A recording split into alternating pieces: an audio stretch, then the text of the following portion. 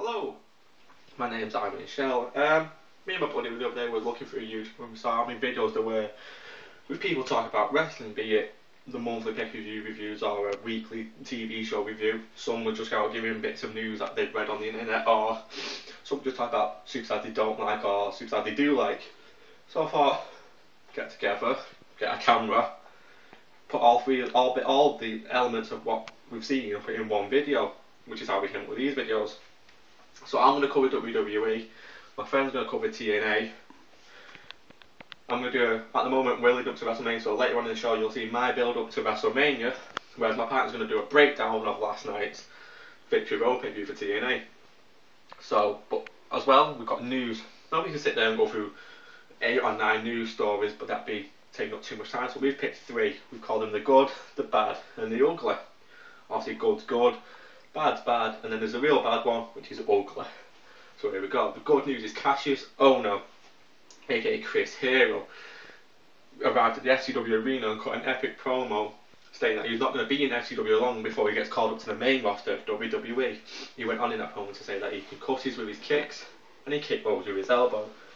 Now, I've been a fan of Chris's. I'm not going to call him Cassius, I'm going to call him Chris. I've been a fan of his for years, through the ZZW days and the IWA days, with the odd partnership here and there with Claudio Castagnoli, and exactly when he came to Ring of Honor with Claudio Castagnoli as the Kings of Wrestling, and he saved tag team wrestling in the United States, because tag teams have gone downhill and we've got now tag teams of superstars from here and there, and we've put them together and everything. We had a proper tag team with it, along with the Briscoes, and no, I'm going off the WWE record here, but with the Briscoes and Hart and Benjamin and Ring, when they saved tag team wrestling. Now hopefully now that Hero and Castagnoli are both in the SCW, they might bring that to the WWE. The bad, Albert, A-Train, Giant Bernard, whatever you want to call him, may or may not be signing back with the WWE. Now, actually, it could be a good thing. Former IC champion, great talent in the ring. But the reason I put this as my bad section is that why bring back old guys to bump up your mid card in the IC title picture or the US picture, when you can take talent from FCW like Castagnoli, like Hero, like Consequences Creed on them, like other talents that we've not seen, because unless you watch the actual program, bring them in, fresh life into WWE, fresh life into the mid card division, make these mid card titles seem as important as they used to in the early 90s. The ugly, Hulk Hogan has released, I don't know if he's released it, but it says that Hulk Hogan has a sex tape. Gross. Now, Hulk Hogan does things, every time his career gets a little bit stale, he does things to reinvent himself. 2005, he got Hogan's Knows Best. 2010, he joined TNA. Now in 2012, after a failed match with Sting at Bound for Glory, he's gone quiet again. He needs someone to put his name back into the spotlight. He releases a sex tape. TMZ were all over it, and obviously Linda Hogan says that she wants to see the sex tape to prove that she, we don't care about Linda Hogan. If we care about anything, it's Hulk Hogan. What's his views on it? And I've not personally heard any of his views on the whole sex tape. Well, anyway, that was our news. Now I'm going to take you to something that we brought up here. It's the future Endeavored board. 9 superstars, 7 solo, 1's a tag team. First, JTG. JTG hasn't been relevant in the wrestling world since about 2009 when it was Crime Time, and a little bit of relevancy in 2010 with his feud with Shad. I didn't know he was on the roster again until he had that squash match with Brodus Clay on Raw, I think it's about 3-4 weeks ago. Kurt Hawkins. It's stressing me so much that Kurt Hawkins is on this list, because Kurt Hawkins, along with Zack Ryder, were a great tag team. Okay, they did have a great gimmick with the Major Brothers, but then became the Edgeheads, and then it was Hawkins and Ryder, and they were tag team champions for a while.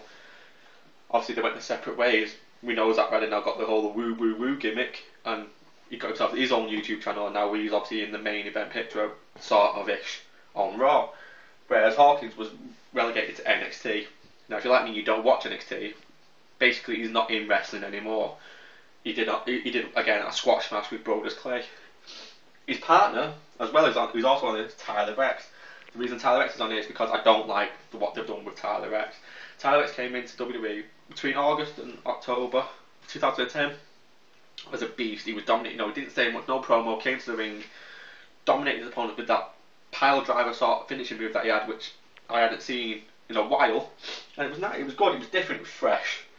But now, obviously, he went nowhere and turned up again. If you don't watch NXT, he's not been anywhere. But I dragged myself through a painful episode to see him turn up, jeans and everything, all cocky, like Hawkins. Now, that Hawkins gimmick works for Hawkins. Hawkins gimmick does not work for Rex. Does not work at all. The Usos, not much to say about these except from they failed. I thought, alright, great tag team are coming to feud with Dave Hart-Smith and Tyson Kidd. Did a couple of great matches, a couple of good 6-man tag teams, including Tamina and Natalya, but that was it. They faded away. And again, more talent has gone to NXT when they could go to TNA or Ring of Honor, where tag team wrestling's, well, they pay an interest to it. This one hurts so much. Tyson Kidd, he's probably the best in-ring technician of the whole lot there. David R. Smith and him, great tag team. Him, great solo wrestler. But then again, he was relegated to superstars, and he was giving Michael Hayes, Matt Striker, Vicky Guerrero's managers week in, week out. He had about 9, I think he had. And the only reason I saw that because I used to watch Superstars before TNA. But now that I don't watch Superstars, I don't see him. And apparently I've heard that he's on NXT, which is basically not working for any of the ones I've previously named. Michael McGillicuddy, stop it, drop McGillicuddy. I'm not going to refer to him as Michael McGillicuddy after this. He's Joe Henning. He needs to stay Joe Henning. He needs to come in the wrestling as Joe Henning. Obviously his dad, Mr. Perfect, one of the greatest wrestlers of all time. You're not exactly living off his legacy. You're basically honouring his legacy now that he's obviously passed away. Bring the Henning name into wrestling. Make a push for it. Give him a push. Let WWE give him a push. And Henning again is on the main card. Evan Bourne. Alex Riley is a guy that's got so much potential, and obviously he needs a little tweak here and there with his in-ring, but he needs a major uplift in his mic skills. He has none, if little. Mic work. You give him about 3 weeks to leave The Miz, feud with The Miz, pay-per-view match, and then he's done nothing really except from lower matches, on Superstars, some on Raw, opening matches on Raw, or fill-in matches on Raw, when either a promo's gone too long and there's not enough time for a football match. My feeling is you should have left him with The Miz. Leave him with The Miz, let him be like Miz's lackey, even though Miz is with Truth and doing the whole Awesome Truth thing. Round Survivor Series, TLC time, let him start turning. Let The Miz start turning on him, which leads to either a pay-per-view match at TLC leading into the Rumble, give him a bit of momentum before he gets eliminated after about 5-10 minutes in the Rumble. Or he could have turned on The Miz and gone into the Elimination Chamber as one of the competitors instead of having Kofi Kingston thrown in at last minute. Or even he could be at a WrestleMania match with The Miz. They could have built to a Mania match. Okay, I know 4 months is a long time to build a Mania match, but they could have done it. Now he's not even on the Mania card. So what we're going to do is, from now and 52 weeks, and I don't mean 52 weeks as in a year, as in 2012, I mean 52 weeks of filming this video, will all 8 of these still here? If, say, one got released next week's chart would have the 7 that are still here with a new guy, and it might not always be WWE. I started this bit without my friend knowing, so I started with WWE now, so he's in on it. You might see a TNA guy on here if one of these is released, and we'll just see who's left here and who has hopefully proven me wrong by the end of these 52 weeks. So, that was me, that was the introduction of the news and the future Endeavored board. I'm going to pass you over to Scott now, where he takes care of TNA. Hello, I'm Scott and I'll be covering the TNA wrestling section on Rant and Rave wrestling show. So last night, we had Victory Road and we're on the road to lockdown now, so let's go through last night's pay-per-view. First match, we had James Storm versus Bully Ray. I thought it was a short match. It was just there to make James Storm look strong. I don't understand what was with the promo with Bully Ray hold up the show. I didn't see him after the match, but Storm went over last call super kick. Bob's your uncle. It sets up Storm for lockdown. Second match, Austin Aries v Marion. Great technical match. I really loved it. Especially Austin Aries tweeting in the ring. I think it was amazing. It was a good distance. Austin Aries went over. Sets him up for whoever's going to face that lockdown. Third match, Gail Kim, Madison Rayne. Now I love the TNA Knockouts division. At least TNA gives them time. Apart from the Divas, we have like 3-second match, but it really gets my gears because if WWE would have used the Divas, Natalya, Beth, Karma, have a good match, it'd be amazing. But just see where Gail Kim goes into lockdown, we'll see.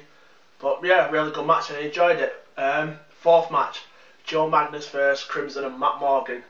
I really like Joe Magnus as a team. I think they've got really, really good chemistry. Crimson and Morgan, I think they were made to set up the feud, so we'll see that at Lockdown. Now, will Morgan go over Crimson? I don't think he will. Don't think he will. Crimson's streak won't end. They're trying to put the whole Goldberg thing on Crimson. Not going to work. Sorry, TNA. Fifth match, Robbie E Open Challenge. You know, Devon come back. You know, so Devon went over actually and took the TNA TV title. No relevance to the title. Nobody cares about that title. Nobody cares about Devon or Robbie E. I think it'll set up Devon. Bully me at Lockdown. Time filler, but we'll see. Sixth match, what we got there? Mr. Anderson, AJ, Kaz and Daniels. Really, really, really good match, I thought. Good to see Mr. Anderson coming back to move AJ. Now, where does it go after it? I'm not too sure, but Anderson and AJ went over, so I think they'll all be thrown into the lethal Lockdown match, which will be good, but we'll wait to see. Seventh match, Hardy and Angle. Yep, really, really good match again. The spots they're taking though, both of them, I'm not too sure whether I like it or not. The way Angle's neck is, the way Hardy's been, I'm not too sure whether I like it or not. Good match, don't get me wrong, but Angle went over, so we'll have to see. Main event, Sting, Robert Roode. Another really good match, I think. I enjoyed the pay-per-view, I really, really loved the pay-per-view. Robert Roode, I love him at the moment, and I cannot wait for that match on Lockdown. But Sting, I think he needs to stick to being the general manager now. But yeah, it was the right result. Robert Roode had to go over, and it's good like for a legend like Sting to put him over. So I really enjoyed it. Victory Road. Now let's have a look. We got the good points. The X Division roster is so strong at the moment, even without Jesse Samuelson. You got Kid Cash, you got Seema Ryan, the Austin Aries, you got the Motor City Machine Guns that are coming back. There's so many people you can use, so it'll be good to see where that goes. The Lockdown setup, I think it was good. I think the car's now set up. What we'll see where it goes. I think the only thing that needs setting up is the participants in the what's it called? Sorry, Aaron. The participants in the Lethal Lockdown match.